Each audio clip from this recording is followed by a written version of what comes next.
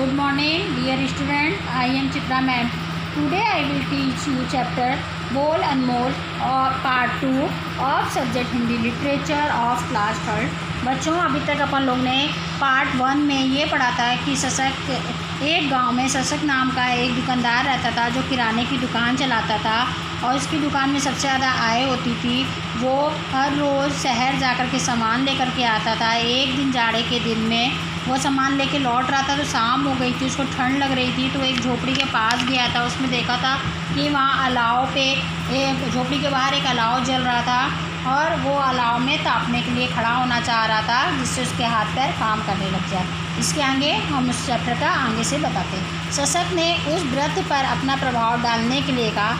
उसने उस जो लड़का था उसने उस बुढ़े आदमी पर अपना प्रभाव डालना चाहा कि देखें हम इसको क्या कहते हैं और क्या होता है। मैं इस इलाके का इकलौता दुकानदार हूँ। उसने अपने उससे कहा, आकड़ से कहा कि मैं इस पूरे इलाके का अकेला ऐसा दुकानदार हूँ जो कि परचून की दुकान चलाता हूँ। मुझे आग तापने के लिए अलाव के पास बैठने दो। उसने चाहा कि मैं इसको हटा के अलाव के पास बैठ जाऊँ अपना आग तापने के लिए। आग ताप रहे उस वृद्ध ने शशक की बात सुनकर भी अनसुनी कर दी। उस बुढ़े आदमी ने उसकी बात सुनी पकड़ सुनी को अनसुनी कर दिया। उसने ध्यान नहीं दिया। उसने शशक को ना बैठने को कहा ना वहाँ से चले जाने को। उसने उस लड़के को कोई भी जवाब नहीं दिया कि तुम यहाँ बैठ के आग तापो या चले जाओ। शशक को लगा कि अब उसे इसी ठंड में घर जाना पड़ेगा। तब उसको ऐसा लगा कि अब उसको वापस अपने घर ऐसे ही जाना पड़ेगा क्योंकि आग तापने के लिए तो ये हमसे बोल नहीं रहा है।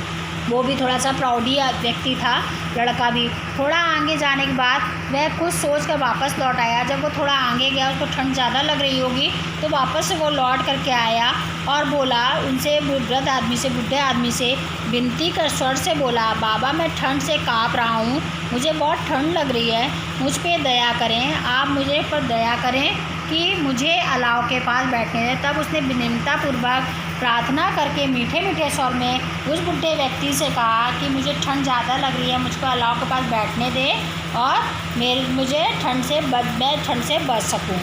हाँ, मैं हमेशा आपका आभारी रहूँगा, मैं हमेशा आपका आभारी रहूँगा। शशक के बोल उस वृद्ध को भा गए। तब उसको, बुढ़े आदमी को बहुत अच्छा लगा कि ये इतने प्यार से, इतने प्रेम से ये बात कर रहा है। उसने शशक को अलाव के पास ना केवल बैठने दिया, उसे कहा, आओ बेटा यहाँ शशक, तुम यहाँ बैठो अलाव के पास और अपनी ठंड को दूर भगाओ। बल्कि उसे चाय बना के पिलाई। अपनी झोपड़ी के अंदर गया और चाय बना